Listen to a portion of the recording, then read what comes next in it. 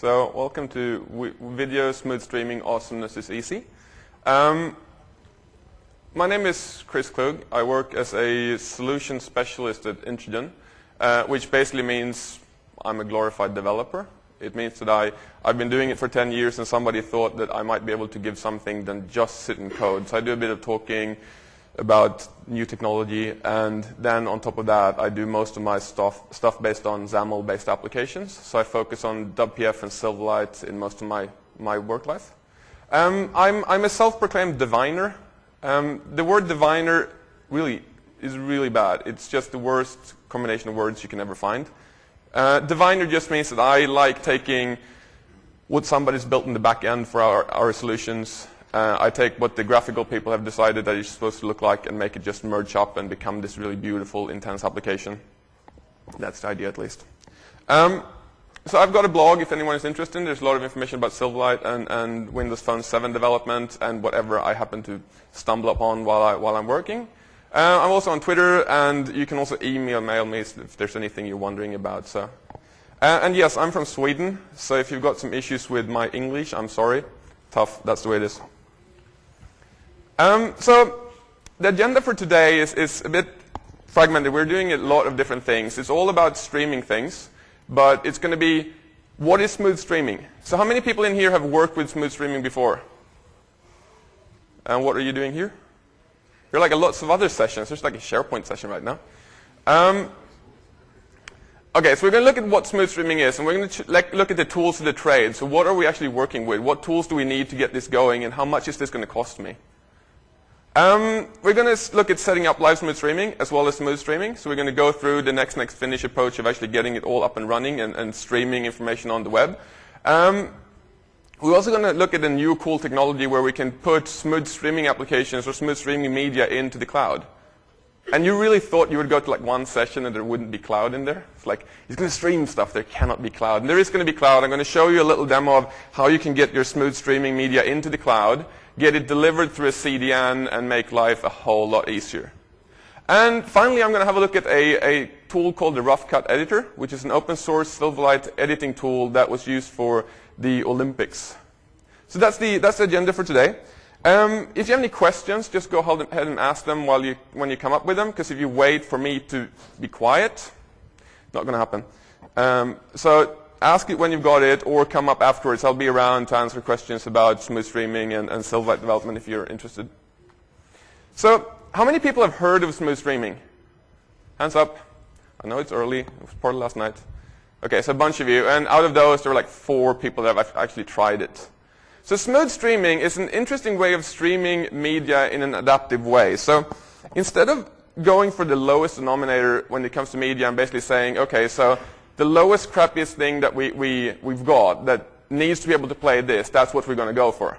So we need to be able to play it on a phone, which has a tiny little screen like that and doesn't have a whole lot of bandwidth. So we're going to go for that, because if we push out a full 1080p video, that's not going to work on the phone.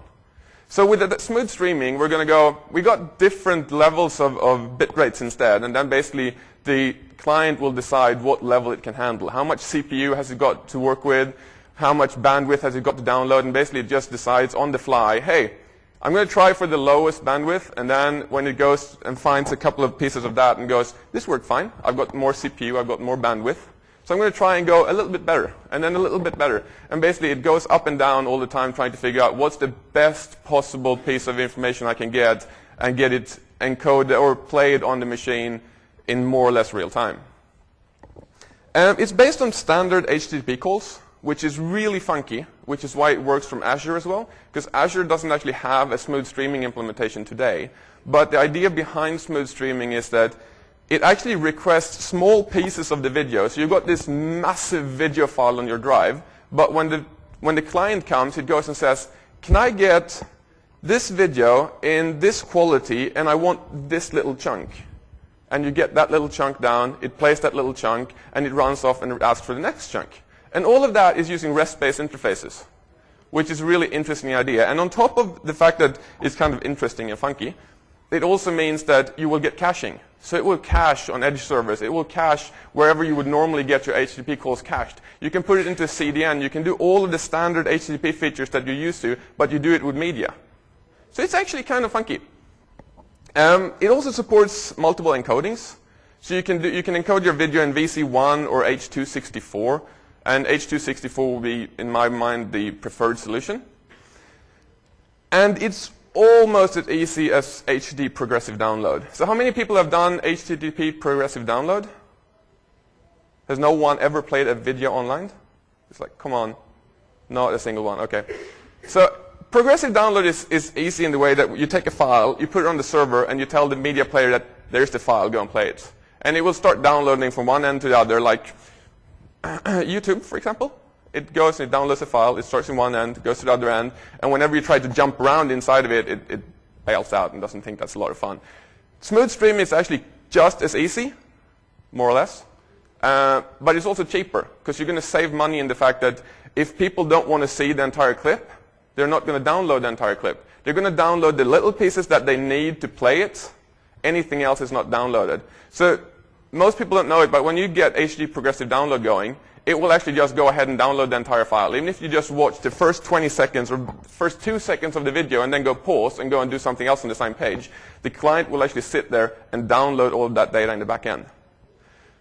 And that's awesome if you live in New Zealand where bandwidth is so freaking expensive that you can't even have a nice connection at home. So you want to save that. I'm from Sweden where it's like flat rate on your bandwidth. We don't really care.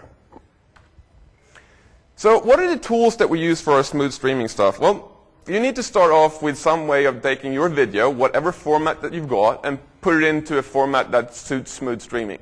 So you use Microsoft Expression Encoder to do that, and you've been able to do it from version 2 SP1, I think.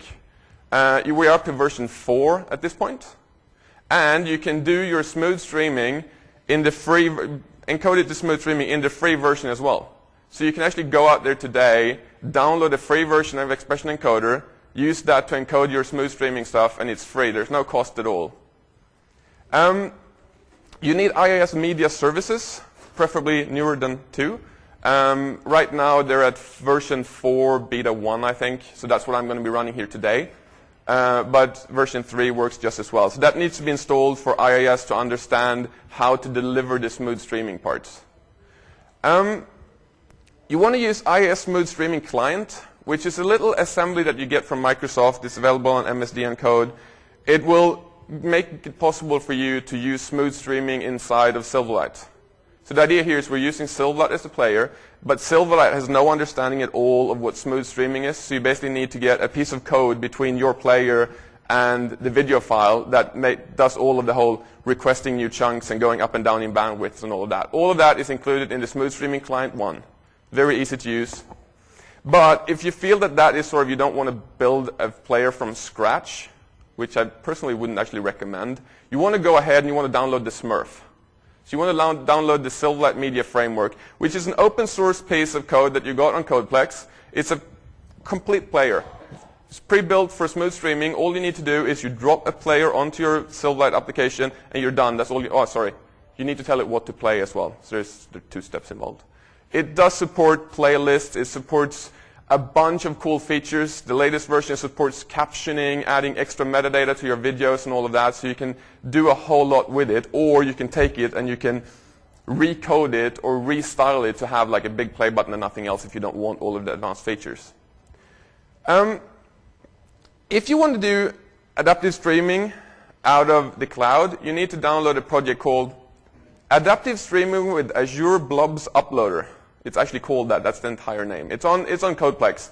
And that thing, I will show you that later. It makes it possible for you to upload your media into the cloud and have it streamed out of the cloud. And finally, I'm going to use one more tool that I wouldn't recommend you use today.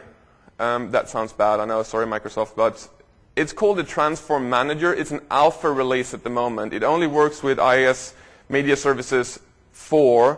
It's an alpha release that has some small issues that I wouldn't put on a production server today, but it's kind of funky to play with. So we're going to have a look at that as well. All of these, or most of these tools, are available through the Web Platform Installer. So how many of you have tried the Web Platform Installer? And the rest of you are still running Windows 3.11. The web platform installer, more and more of the things that we're installing on our machines are pushed into the platform installer. So has anyone not heard about the web platform installer? Be honest, there's one honest guy at the back. I like you. There are a couple more. The web platform installer is basically an install tool. You download it off Microsoft, you open it up. It looks like this. It's actually quite a funky little tool. So when you open it up, it opens up this little thing that runs off to an RSS feed at Microsoft and goes, what is available for me? What can I give this guy to install? And it basically pulls up a huge amount of different web application things that you might want to use for your server. So you put this on your server or your development machine. You go in, you run it, and you say, okay, so what do I need? Well, we're doing media, right? Media platform. Okay. I've already checked these. So basically, there are some defaults. This is what we recommend. And you just go, hey, I want the recommended parts of this, or I want the recommended parts of that. As you can see, I have not included recommended parts of host, deliver, and scale using IIS Media Services, which would be kind of obvious for today's talk, because it's all about that. But the recommended parts is actually not the beta tools and the alpha tools that I've got installed. But I sort of wanted to do the Transform Manager, because it's an awesome piece of code. So I did go for that. The only thing is that you go in here, you're going to go home, you're going to download this, I promise you. You all want it. It's like your fix. It's like, yes, I get more stuff to install on my machine. You're going to go in, you're going to pull this up, and you're going to go, I'm going to install media stuff. Smooth streaming is cool, I'm going to install that. And you're going to go, there is no media tab. Okay. This tab that I've got here, the media platform tab, is not there by default. So you need to go into options down here, and you need to choose media as well. Otherwise, that tab is gone. You can't actually download anything. So you need to remember that. I've seen a couple of people going, hey, there's no media stuff in there. There is. You just need to activate it. So the platform installer is kind of cool. I like it a lot. It makes your life a lot easier. It also means that you can install loads of pieces of software at once. You just get it going, and it will do all of it. And at the end, it reboots your machine, and you're done. You got your media services machine up and running. So let's see how hard it is to set up smooth streaming. First of all, you need some form of media to stream, right? It's really hard to do anything else. So you pull up your webcam, or you pull up your cam at home, and you create your own movie, and you want to put that on a web server somewhere. I didn't do that. I actually went off to a guy called Tim Pierce and asked if I could get some cool videos from him. So he's a New Zealand guy that shoots skiing videos. So he does extreme sports skiing and mountain biking. So I asked him if I could have some of his videos, and he was nice enough to say, of course you can. And apparently you can download 1080p videos off Vimeo. So we pull up Encoder, because I've decided that I want to use some of his videos. Pull up Encoder, and this is the... I clicked the wrong thing. Just a second. This is the free version. Actually, it's not, sorry. This is the MSDN version, which is sort of free.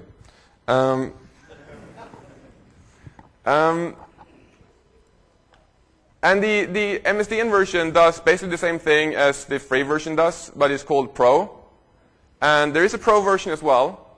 And the free version lacks a few little bits and pieces. The MSDN version is the Pro version. But if you start looking at the fine print, it says Pro without codecs, which is apparently a very important little nugget they put at the end there. It says Pro and then without encoders, which means that you or codecs, you don't have smooth streaming or live smooth streaming in H.264. So if you want to do H.264 encoded smooth streaming videos live, you need to buy the full version. Other than that, if you do VC1, you can go with the free one. So this is Expression Encoder. How many of you have seen it? A few of you. Cool. Very easy to work with. You get your video. Let's take Tim Pierce. Drag it in here. It analyzes it for a little while. And there it is. That's all I need to do to get the encoder working. Drag a video in there. And then afterwards, we go up here to the presets. And we look at what we want to do. So for Silverlight, I want to do smooth streaming. I choose what resolution or what bitrate I want and all of that. It's okay to do 1080p. It is possible to stream 1080p. I wouldn't recommend it because it gets quite chunky. So you do want to do that sort of an intranet or something like that. 720p, well, that's awesome. Let's go for that. We just go apply. It resets some stuff up here. We could also preview the video and see what's in here and make sure that it's the video that we want. We can do some simple tweaks of cutting the length of it. If you really know what you're doing, you can go down here to encode and you can go in and change the settings for the video. You can change the settings for the audio and get all of that configured exactly as you want it. The funky thing with smooth streaming is under the video tab, you see that it's got a bunch of tabs in here? So basically, these are the different presets that it will encode into. So it will take this video, and it will encode it into the 230 KB. It will turn it into 331, 477. So there are a bunch of predefined bit rates that it will go for. And that is all done. If you want to, you can limit that to a less amount of streams, or you can add more, and you can get exactly what you want. What they do in this, as a default, is that they set the size of the video and get the bit rate out of that. So they basically make the video smaller instead of having the same size but lower bit rates and getting artifacts in the video. Very good solution to do if you want to stream it to multiple devices. However, if you want to stream it to a phone, for example, for some reason maybe the Windows Phone 7 device, that thing has a fixed screen size. In that case, you want to go for that size and change the bit rate internally on it instead, because that way the phone won't have to do all of the work of trying to take a too big a video and get it down onto the screen, or a too small a video and try to drag it out. So there's a lot less CPU power going into getting the video onto the screen. After that, you can go in and you can make little clips. So you can actually get it to make chunks out of the video and make some rough editing in here. You can make some enhancements. You can crop it, add some overlays and stuff like that. Very, very simple, crude stuff. This is not an editing studio. It's an encoding studio.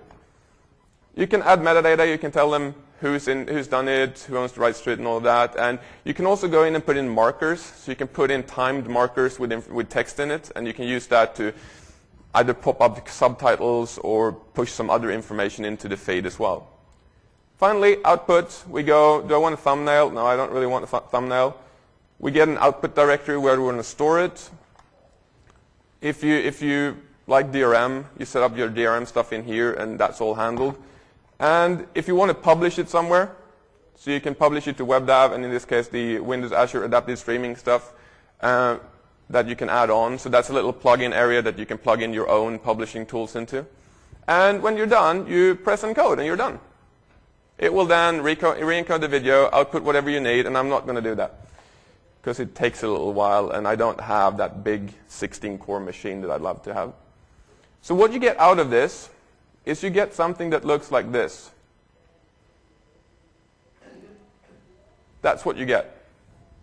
So live smooth streaming is all about ISM files, which is a manifest file that contains, it's basically XML. So if I open this up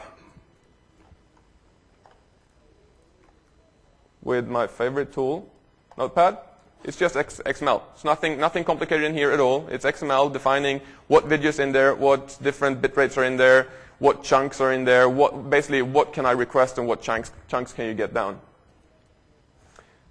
You take that, you copy it to your server, into your IIS somewhere nicely. You go into, I'm just going to pull up my directory here, inetpub.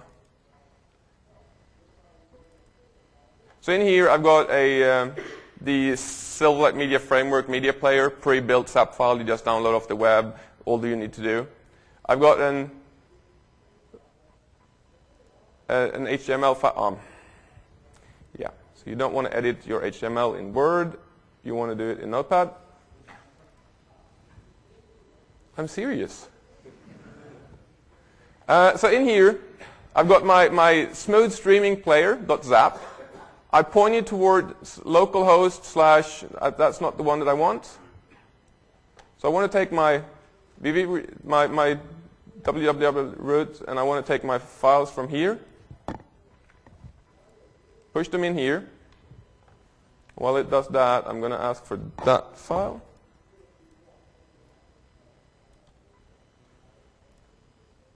So as you can see, I tell it to go to the ISM file, and then I tell it to go /manifest. That's a way to tell the client that this is where you find the manifest. IIS will be responsible for taking the ISM file and getting the manifest out for you and give that back, and you can start playing it. Having done that, I save. This is now all in the right place. I pull up my trusted Internet Explorer. I stop. I go localhost / what do I call it? ssp.htm. Loads up the media player. And it starts playing. This is where you applaud and go, woohoo! That didn't work. Okay. Yeah, thanks. So that's live smooth streaming, smooth streaming for you. That's all you need to do. Encode it, copy it to the right directory, get the player, tell it where to go, and it starts playing. And I don't know if I can get this to do it because I'm running locally, but if I refresh this, you see that it's sort of, okay, you get that little 1 second at the beginning where it's crappy quality. So there's a bunch of artifacts when it starts playing. You see it's very blurry, and then all of a sudden it just jumps up and it gives you a much better picture. So that's what it does. It basically goes in, gets the lowest bit rate, starts playing that, and then goes, hey, I've got a quad-core processor, and I'm running locally. There's like no limit of what I can download. So it jumps up, gets the highest version of the stream, and starts playing at, that's a 720p video. So it's actually quite good quality, and I'd love to just keep this playing and look at that instead of talking, but I'm going to shut that down. So that's all you need. That is like it's smooth streaming for you. All you need to do, encode, put it on a server, and run. Seems complicated? Anyone want to try it? How many would like to go home now and actually try running this or see that they have? I could do that at work. We could do that a lot better. Yay. Now, it's just, as you can see, except for the part where you need to re-encode it, it's actually not harder than running your regular WMV files or whatever with progressive download off your machine. That's the cool part. Do you have to use Silverlight? That's what got the built-in features for it right now. Having that said, the ISM file, the manifest, is an open thing. The platform behind is open. It's all about REST calls. So basically, you could definitely, if you just, I can actually show you something quite interesting, which I actually need to have a look at one point. If I look into the, that wasn't one I want to go. I look at my ISM file.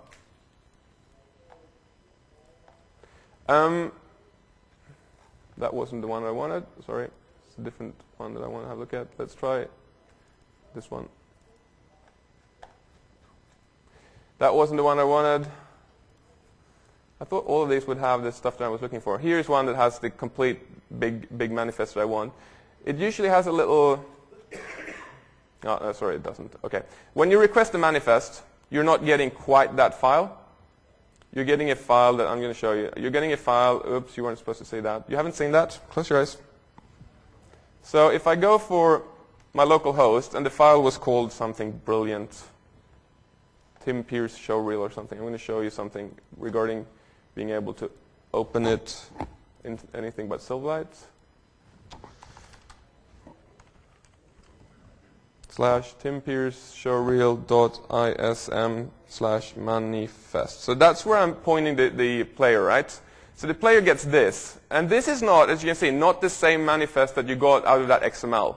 So this is something that IIS will produce for you when it's got this streaming stuff installed.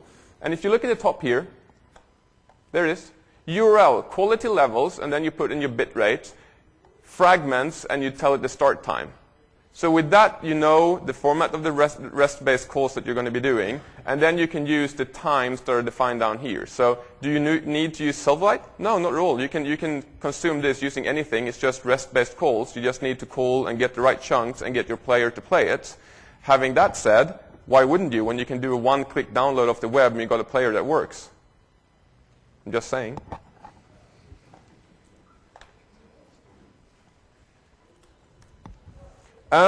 I jumped a bit. Okay, so live smooth streaming is a bit different. Has anyone seen live smooth streaming? So very few of you were at the keynote, right? Because that included live smooth streaming. So live smooth streaming is the same idea as smooth streaming. The only difference is that it's live. So basically it takes a feed, re-encodes it on the fly, and delivers it to the network. And you can download it and you can watch it. You can watch it in real time. You can buffer it like real nice PVR style. You basically, or DVR, you can jump back. You can start play it over and over again. You can have reruns of it and everything. The only thing with smooth streaming normally as a live thing, it's really expensive. Is anyone running live streams at the moment? Okay, so a couple of you. That's not cheap, right? It generally includes a piece of really good-looking hardware that just snaps into your rack, and you go, that is sweet. I plug it in, and it just runs. I can't afford one of those. Sorry, I can't. Encoder actually does it for us. So Expression Encoder will do live encoding of your video and live delivery of your video without any cost. So it's free. Having that said, some of you might have seen that I logged in a desktop machine here instead of a laptop. I'm probably the only presenter that comes to a session with a desktop machine and goes, this is my presentation device. I couldn't get a hold of a quad-core laptop, and I would like more than quad-cores, to be perfectly honest, because the problem is you're going to tell Encoder to take the live information it's getting off the camera and basically just process it as freakingly fast as it just possibly can. But it's not encoding one stream, remember. It's adaptive streaming. So it's encoding several streams at the same time, taking the raw data, rescaling, resetting bit rates, and basically streaming that out. It takes quite a toll on the server, so you do need to put some grunty machines on it. I just came back from Tech It Australia, and they showed some media streaming over there, and they showed off what Tech It Australia was using for their streaming stuff. They used a machine with 16 cores. And the guy on stage said, I would never do encoding ever with less than 16 cores. Once again, I can't afford it. But it's at least cheaper to buy that in most cases than to buy anything that's pre-made for live streaming. I wouldn't actually know, to be perfectly honest, because they never put the price on the website, what the hardware costs. And anything you see on the web that doesn't have a price tag on the site, forget it. So it's kind of live. I just want to mention that because I'm about to show you how to do live smooth streaming. It's just as easy as regular smooth streaming. The only thing is that you're going to go here and go, that's not live. I'm like waving my hands off and it's not on screen.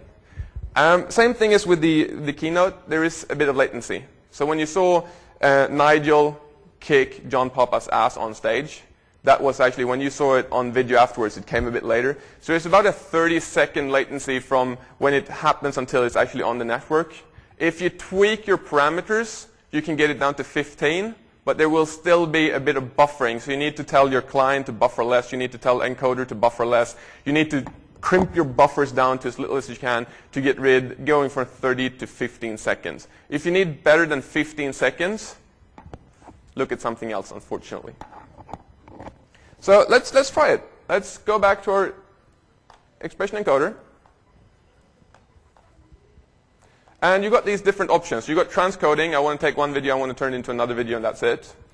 I want to do this, I shouldn't click on it. I see that as a list box. It's apparently not. It's like 3 big buttons.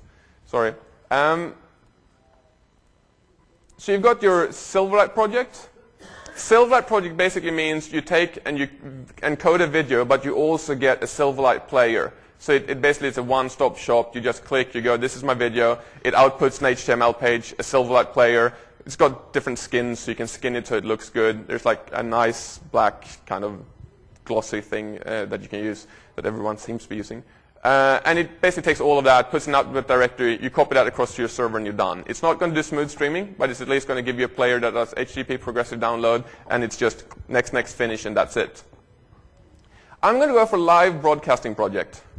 As I said, it's available in even the free version of Expression, so there's no reason for you not to try it.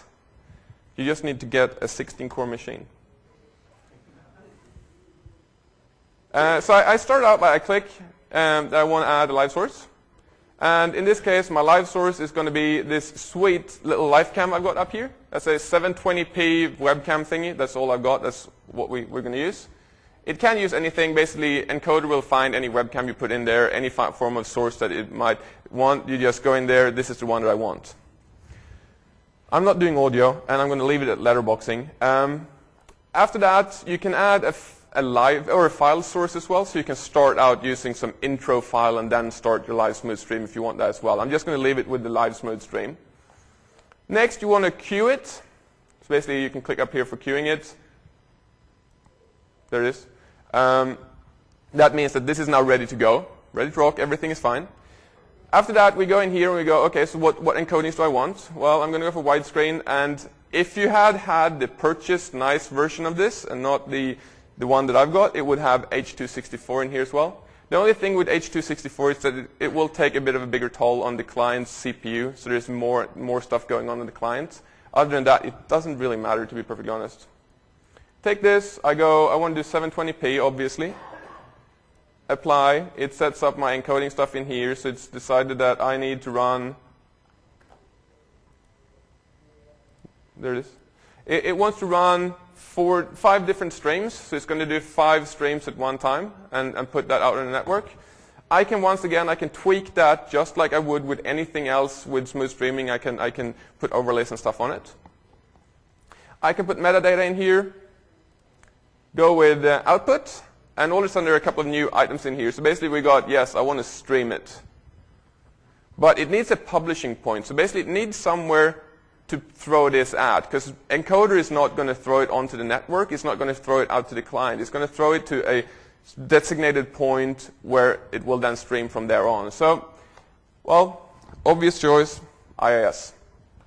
So when you install the media stuff, you get some new features in IIS.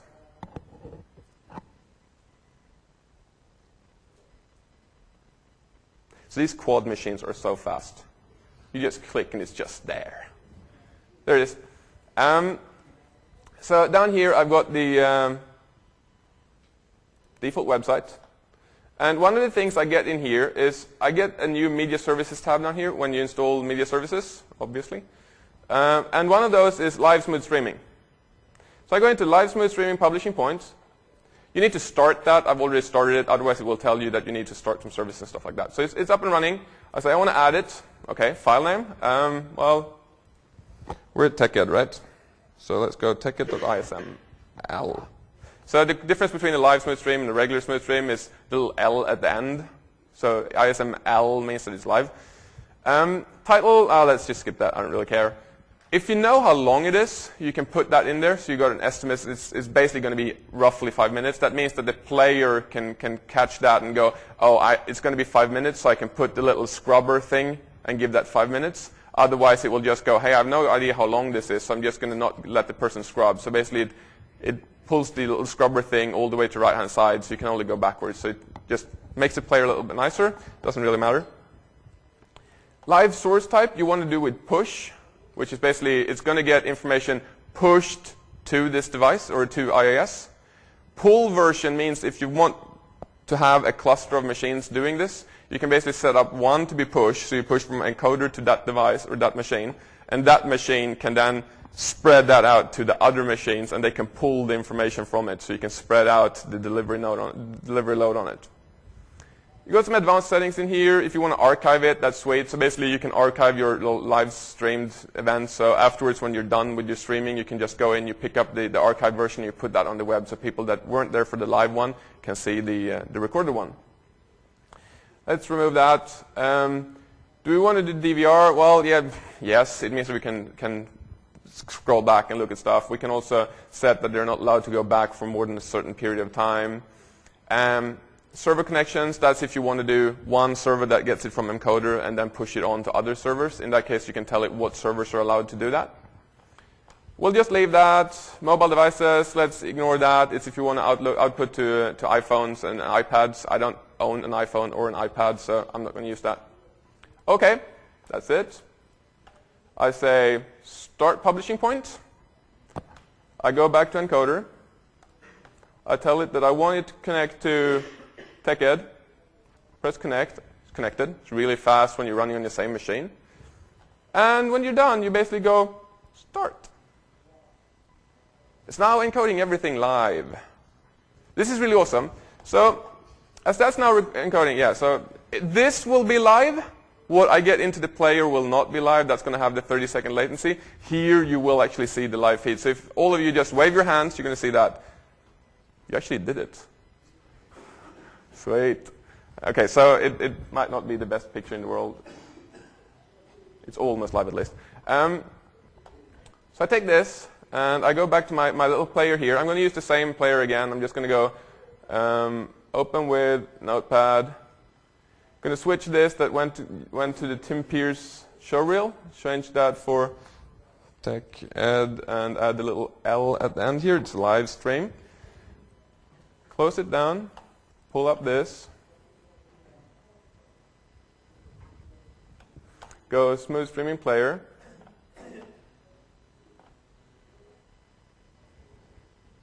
It's streaming, and Tokes is waving his arms off in the back, and it's not happening anything.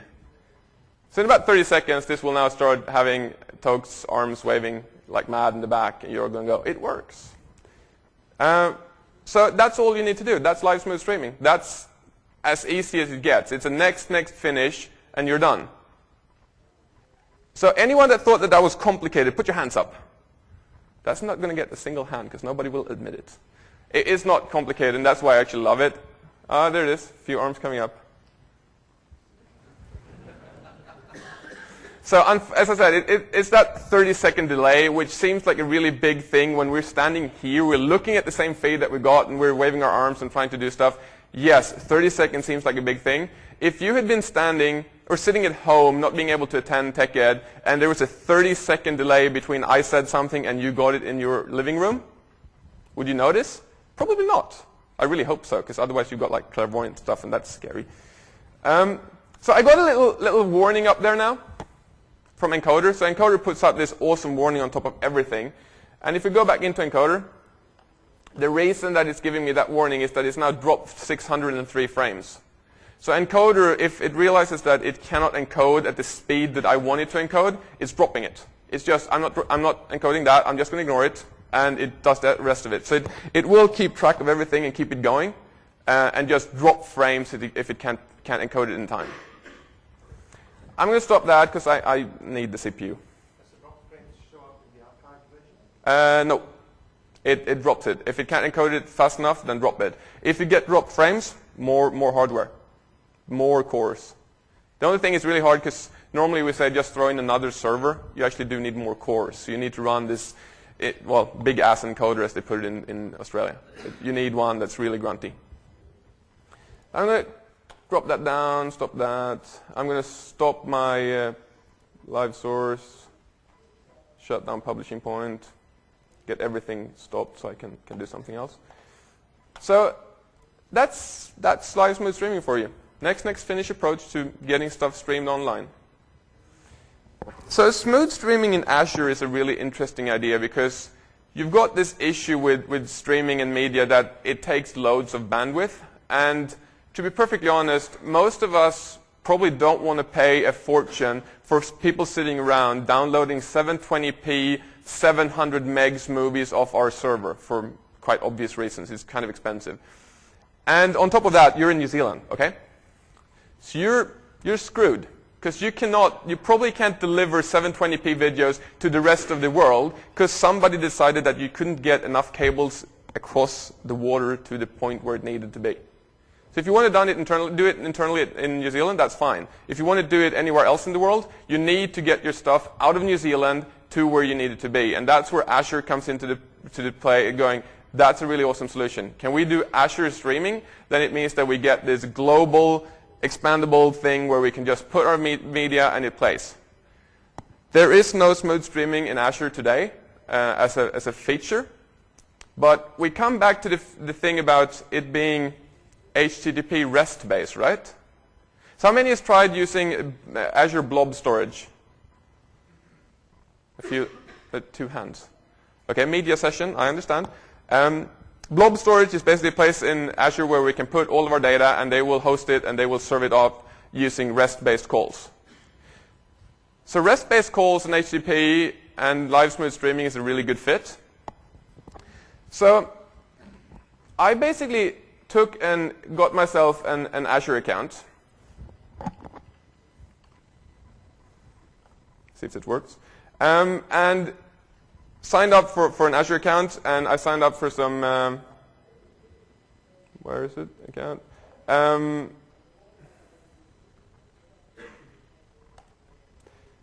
signed up for storage. So I basically wanted somewhere to store my video, and I'm probably going to get charged for this in the end, but right now it's okay.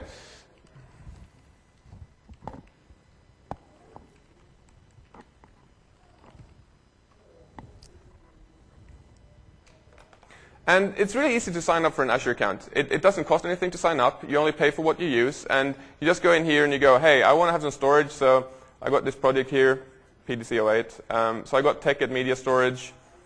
In here is my storage stuff. So I got all of my stuff in here with my keys and everything. And I've also decided to put a CDN on it. So basically, CDN support, or Content Delivery Network support on blob storage is as easy as push, I want it, and you're done. Which all of a sudden means that any media that I put into Azure and blob storage and I serve out of there will actually be able to be served out of a CDN and basically being broadcast across the world with caching spread out the world as well. So I've turned all of that on, as you can see. Basically, it's this is the real address that I've got, teched.blob.core.windows.net, and my CDN address is this awesome random little address down here. And so I got that going. Then I got a little tool that I definitely have to recommend called Cloud Storage Studio. If you ever work with storage in Azure, you just have to get this tool. And I'm going to show you what I've got up here. So it connects to Azure.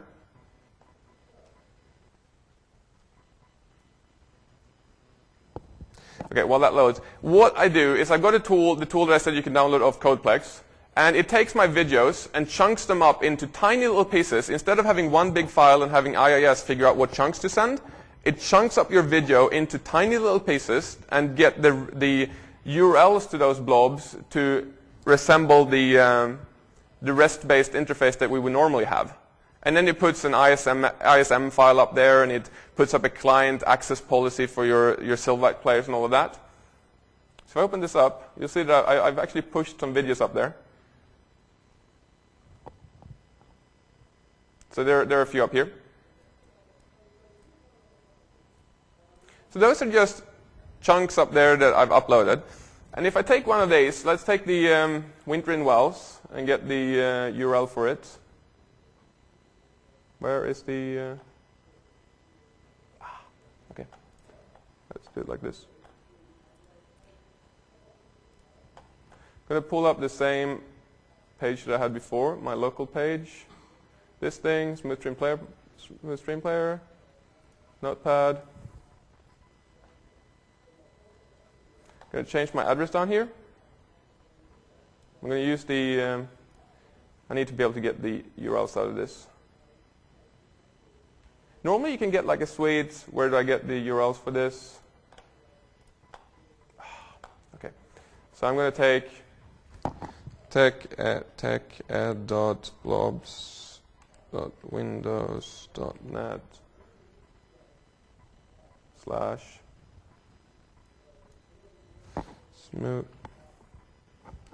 /smooth streaming /winterofwells.ism. So did I spell that wrong? Let's try it. And /manifested then. Save that. Pull up my player.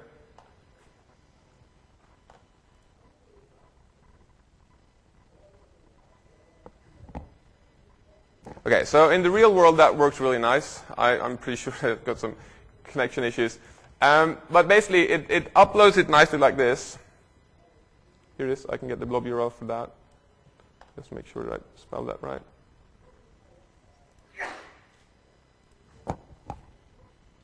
I did spell something wrong because that looked a lot better. Try it again. Okay. With a nice internet connection, it will start playing after. There it is. And it looks like crap. And it gets a little bit better. And it will now start doing the whole adaptive thing, moving up and down. And all of this is served out of blob storage. Microsoft handles all of it. And the funky thing is the CDN. I didn't use the CDN now, but if I switch out that teched.blobs.windows.net for my CDN address, I will serve it up using a content delivery network instead, and it will be spread out across the world. And the cost is basically the same cost that you got out of normal Azure storage. So it's 15 cents per gig or something like that. So you can serve up quite a lot through that. So that's serving it out of blob storage, which is really easy. And the tool that you want, it plugs straight into Expression Encoder. So when you do your encoding, on the last tab, you basically just say, hey, I want to publish that off to the cloud. These are this is my key, this is my address, this is my login, and all of that. It will encode the video and upload it into Azure Storage. Or there's a command line tool that I used instead because I had the parts re-encoded already.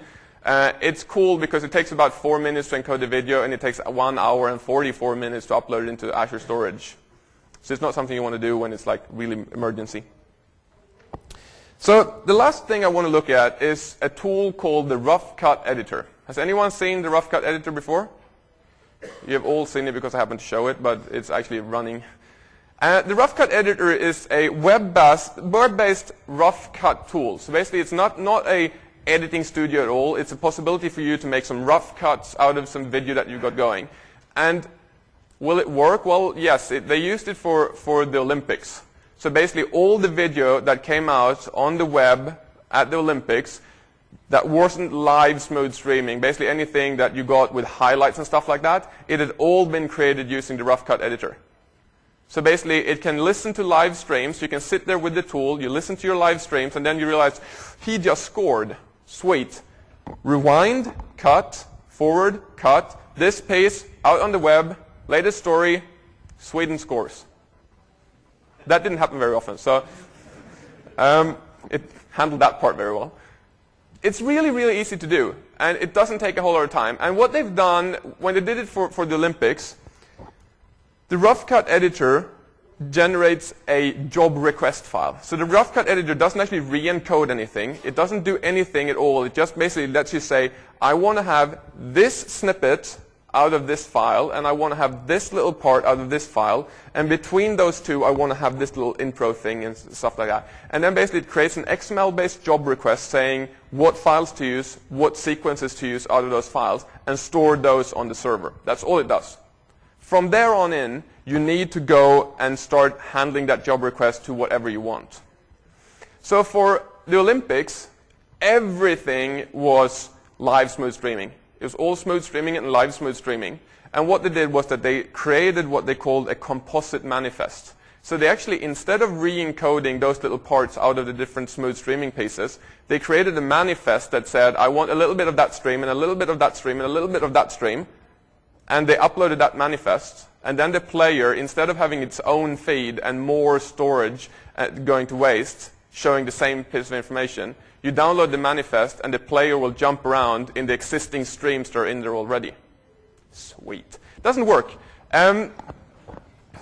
Sorry. They've actually redone some of the manifest stuff. So the version that's on the web right now, because all of this is open source, but the version that's online doesn't work at the moment. I will show you how it should have worked, but I can't actually show you it working. But it's kind of funky. So together with the Rough Cut Editor, you get this whole web application.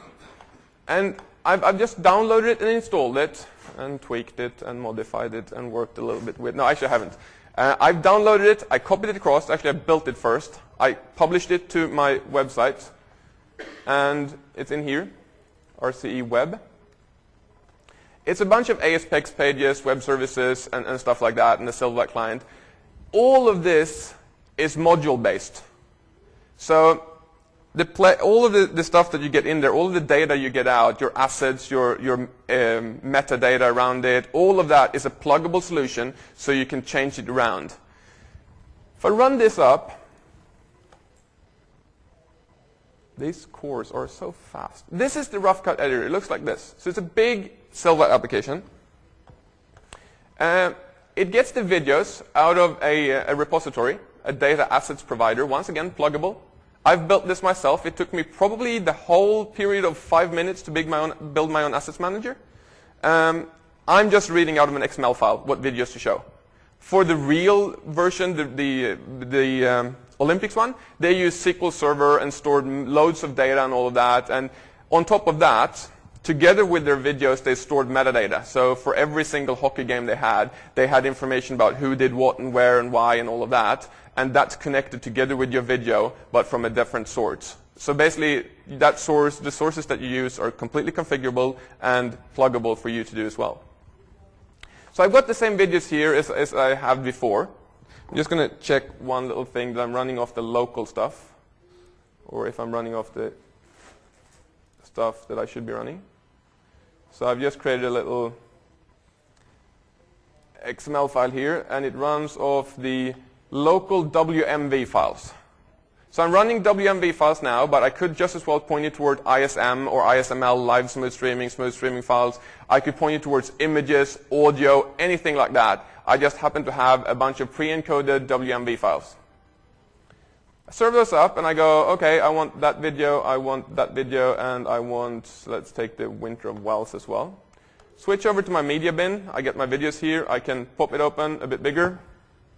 I can look at it. So here there's a cool intro. There's a bit of snowboarding, I was about to say, apparently car driving. We can jump around here. We find something that we want. So let's just say I want to cut it there, because he's probably about to do some really awesome jump. He's coming down here, and he jumps off the edge of it, and he falls. No, he didn't. That's what I want. That's the part that I really like. I'll use that. I'll stop the video. So I put in 2 markers in here. I'm going to go down to my timeline here and just scale it around a little bit. Take this, drag it down. There it is. But this is Tim Pierce, right? So he really wants his name to be out there. Thank you, Tim, for lending us the videos. So I'm going to take Tim's show reel. I'm going to mark it here at the beginning. Actually, I'm going to start it. That's not the one that I want. Sorry. Let's skip that one, because that one was not one of the local ones. Let's take this one instead. I'm not getting any of the files that I want right now. Is this thing running? That thing runs. Okay, so let's take Winter in Wells. I'm going to cut out a little bit of that as well. I'm going to take that part, and then up until there, I'm going to cut that as well. Put in 2 markers. Pause the video. Drag it down. Put it up here in front of that thing. Drag it over here, drag that over there. I can join them together so they move together. Pull this thing back here, go play. It's now going to play that jump, and then it's going to play the next part. So basically I have a very simple, quick, rough cutting tool where I get all of this going.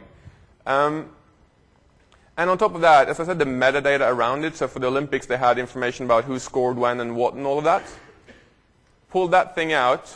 That looks awesome on this screen. And here you can basically, this is leftovers from the Olympics, but they had play-by-play and commentary. And basically that can be served up from somewhere else. So you can get your own metadata together with your files. So you can basically search around. So for the Olympics, when they did highlights about goals and stuff, they would go in here. They would basically get all the goals for that match, and they would just jump around. They would select a metadata entry, and it would jump to that part of the video and start playing from there. Actually, it would jump to, I think, 5 seconds before it. So it made it really easy to do highlights. They would just go, that's the goal that I want, mark, go through, mark, cut, pull, and you're done. So there's a lot of interesting little features in here, and it really shows off the cool stuff that we got with Silverlight, that we got all of these interactive features and all the stuff that we can do. I've built this thing now. And I can change the way that this thing works. I can change volume. I can look at the library. I can save my projects. I don't have a plugged-in project handler at the moment, but you can save your projects and store those files on the server and all of that, so you can come back to them if you want to. You can add little comments in here that will pop up in the little player if you want to. You can add little titles, different intros and stuff like that, or you have your own separate assets thing. So all of that is changeable as well. You can look at your projects that's served out of your project store. You've got settings in here where you can change the way it's the project name and intervals and all that. But what I'm really interested in is actually this part, the output. So I'm going to do 1280 by 720 video. I want to have 16:9, so do not do stretch, letterbox, and I want to run at 30 frames per second. So I click this, and it just flips by and goes, hey, I'm done. So what it did there is that it actually saved the job request file. If I go back to my Explorer, look at my web here, go to encode, queue, there it is. That's my job request. That looks like that. Nicely formatted XML or something. It's this XML. This, in turn, can be handled however you want it to be handled. So it's up to you what you do with that. There are a couple of things we can do. First of all, I said I'd install the Transform Manager. It's a really awesome tool. Can I get that started? Start Transform Manager service. This is the alpha tool I was talking about that you shouldn't be running. It's kind of awesome, but it needs to run with administrative privileges. The user that it's running under needs to be logged in, so you can't log out of your server. And there are little tweaks that will, I assume, be fixed before they release it. It's still an alpha release. But what this thing does, it makes it possible for you to set up job templates. So it's basically like a big system file system watcher. You tell it what folder to look in, and it looks for anything you put in there, in this case, job requests. And I've created this little job template here. Oh, yeah, it popped up something now, and I probably killed it. And you build your jobs in parts, little tasks. In this case, I wanted to do an RC project task. Basically, I want you to re-encode it. And then it has an Xcopy task. So basically, it takes the job request, finds the video files, chunks them together nicely, the way that I wanted them, pulls them into Expression Encoder, re-encodes them, and copies that file into another assets library. So basically, I do my editing in the Silverlight client, and this thing is responsible for re-encoding everything to where it is. The thing that popped up in the background, there was like a quick little pop-up, it actually told me that, hey, I'm finished. It's re-encoded my video. So this is a really cool way of doing it, but I got another 4 minutes to show this. So I've got another set of videos here, which are all ISM files. So they're basically the stuff that I'm storing. As you can see, they're coming out of cloud storage. So they're using my CDN. Close this down. Open this thing up again. Go back to the binary folder. Delete that thing. Copy it. Take my cloud videos. Okay, so I've now reconfigured the whole thing to use some other videos. And if I reload this thing, it loads up basically the same files, but they're now running out of my CDN instead. So they're slightly slower to run. If I use some of these quickly, go into my media bin, take that thing, play it.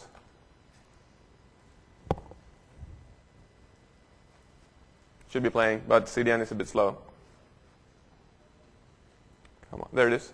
I put a breakpoint there, put a breakpoint here, pull that down, scale this thing so I can actually see it.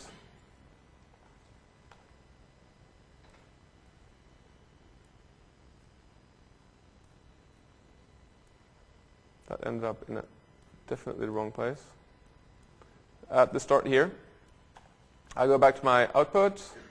I give it a 1280 by 720p, 469, letterbox, 30 frames, export. Unfortunately, my Transform Manager will now go off and pick that up and process it for me. So if I go in here, you see that it has failed actually, because it doesn't actually handle re-encoding ISM files. So if you do it with ISM files, what you want to do is you actually want it to create one of those awesome composite manifests that don't actually work. So it's in here. If I go into failed, is that the latest one? That should be the latest one. If I look at this, it's a nice XML file. Take this content, and I push it into another feature that you get when you download it. There's a, what's the name of it? Manifest generator. So there's a little tool in here that shows you how you're supposed to be creating those manifests. You shouldn't do this manually. You can, of course, automate this. And then you go generate. It then runs off, look at the ISM files of the CDN, creates a new composite manifest, and there it is. And then you take this manifest and you publish it on your website, and all of a sudden you've got those cuts that you wanted playing off your website, but using the previously uploaded items from the cloud. So that's the rough cut editor, sort of a quick run through. It's really something, if you find it's just a tad bit interesting, have a look at it. It's really configurable. It makes it really easy for you to work with media, and the code behind it is really well built. So if you want to change the way that it reads metadata, the way it stores media, the way it handles media and anything, you can just plug and unplug it using the web config file and some tiny modifications. Having almost run out of time, I know, I just want to mention that you've got a guy called Ezekiel Jadip that has done the Transform Manager integration. He's got a blog post about it that's really, really good. So you can get it to transform manage your resources out of Rough Cut Editor. If you like Tim Pierce, he's at zerosandones.co.nz. He's got a lot of videos online with cool snowboarding and skiing videos. Web platform installer, you do need to get it. Silverlight Media Framework, or the Smurf, you do need to get it. And the adaptive streaming with Azure Blobs storage, or Blobs Uploader, it's a really cool tool if you want to do blob storage-based smooth streaming out of Azure. Out of that was basically what I had to say today, and I really hope that you did get something out of this session in form of smooth streaming, and I hope that we see more smooth streaming coming out, because I don't want to see crappy media again. Thanks. If you have any questions, I'm going to be here or outside, so you can just come up to me and ask them.